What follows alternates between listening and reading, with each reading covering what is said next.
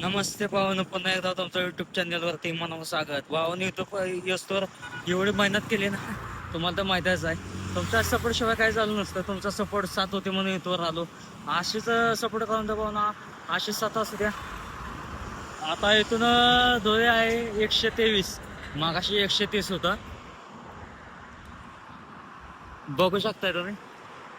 धुळे 123, मालेगाव 85, चांदवड 32. भावानं एवढं भारी वाटतं ना. वास तुमचे सात होते म्हणून भावानं. आता इथून धुळ्या 123 तुम्ही तर पाहिलंच आहे.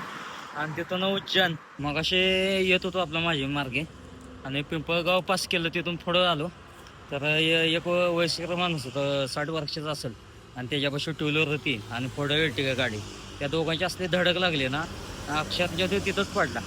आणि त्याचा परत खाली पाय म्हणजे तो थोडक्यात मोडलायच. असल्या व्हिडिओमध्ये बोलू नये, पण तुम्हाला मला एकच सांगायचं भावानं, गाड्या चालवताना सावकाश चालवा. स्वतःची पण काळजी घ्या आणि घरच्याचा पण थोडा विचार करा. नाहीतर स्टार्ट मारला की आपलं 80-90च्या स्पीडनं जायचं. बाकी कुठला विचार करायचा नाही. बाबा आपलं कोण आई वडील घरी वाट बघतंय, हा तसलं काय नाही. एकदा गेला की ती गेलाच. पण मला एवढं सांगायचं भावानो, आत्ताचे तर हायवेला एवढी वाहनं वाढली आहेत. पलीकडं अलीकडं पलीकडे जायला अक्षरशः भीती वाटते.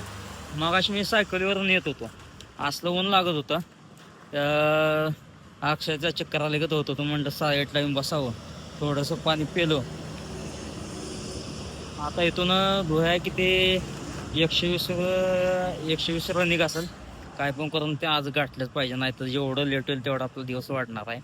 आणि त्यात मगाशी म्हणतो तुम्हाला ती वयस्कर माणूस पडलं.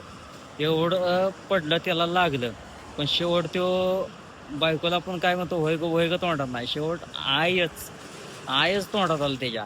म्हणून भावानं सांगतो, वयस्कर असू ना ते यंगमॅन असू द्या, फक्त गाड्या सावकाश चालवा. आई वडिलाचा विचार करा बाबा. कोण ना कोणतरी तुमचं लग्न झालं असेल, बायका पोरं कोण ना कोणतरी वाट घरी बघतंय. नाहीतर तुम्ही बाकी कुठला विचार करत नाही. मी मागल्या पण व्हिडिओमध्ये सांगितलेलं, बाबानो दारूपासून पण लांब थांबा.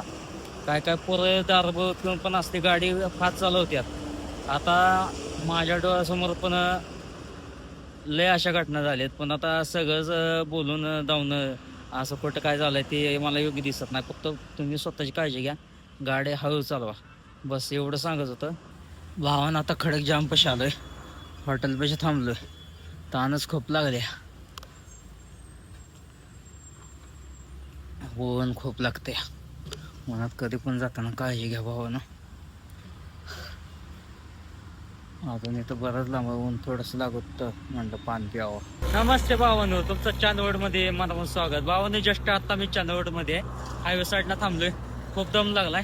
चहा प्यायची तर खूप इच्छा झाली, पण एक चहाचं हॉटेल दिसून झालंय. पण बघा, 5-10 मिनिटाच्या अंतरावर बार जिथं जाईल तिथं बघा भेटेल, पण चहाचं हॉटेल काय दिसत नाही. दम तरी खूप लागलाय. बघा चांदवडचं मंदिर,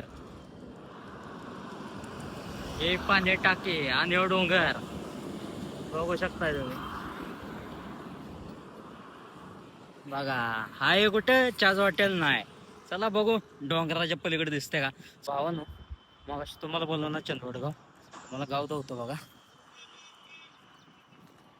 बघा भाऊ, एका साईडनं सगळा डोंगर आहे आणि मध्ये गाव आहे बघा. किती मस्त वाटत असेल पावसाळ्यात. की एका मंदिर ते डावलं, ते डोंगर आहे बघा. ते साईडनं डोंगर, या साईडला मंदिर आहे आणि गाव आपलं. किती मस्त वाटत असेल या गावात पावसाळ्यात. हे खाली माणसं काम करते बघा. आणि हो घाट आता चालू आहे बघा. भावाने एक विनंती आहे, तुम्ही जर कधी धुळ्याला जर चालला असला, जो चांदवडचा जो घाट आहे एवढा स्लोप आहे ना भावानो. मी नुकताच सायकलीवर बसलेलो, असं वाटलं नुकते मी गाडी जसं आपण क्लच पकडतो तसं. 4 किलोमीटर गाडी जो स्लोप आहे एवढा डेंजर आहे ना. कधी पण धुळ्याला चालला असला तर एक विनंती करा, कधी पण गाडीचा बाबा ब्रेक व्यवस्थित आहे का सगळं बघा. गाडी कधी पण चेक करा, एवढा तो घाट डेंजर आहे ना. कधी पण धुळ्याला जात असला तर तुम्ही बघू शकता किंवा आहे.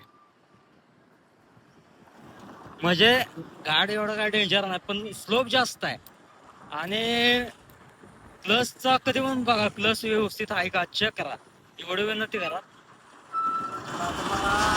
बजरंग बलीची मूर्ती धावतो पुढे गेल्यावर. कारण तुम्हाला मागल्या व्हिडिओ मध्ये बोललो मी, आपल्या बजरंग बलीची मूर्ती, सॉरी स्मारक म्हणलं पाहिजे, कारण की आपले बॉस आहेत ना ते. हे बघा आपले बॉस, जय हनुमान ज्ञान सागर, जय कपिल श्री लोक उजागर, अंजनीच्या सुता तुला रामाचे वरदान, एक मुखाने बोला बोला जय जय हनुमान, जय बजरंग बली. भावानं व्हिडिओ आवडला असेल तर कमेंट मध्ये सांगा, लाईक करा, शेअर करा, आणि भावानं असे साथ असू द्या. जय महाकाल.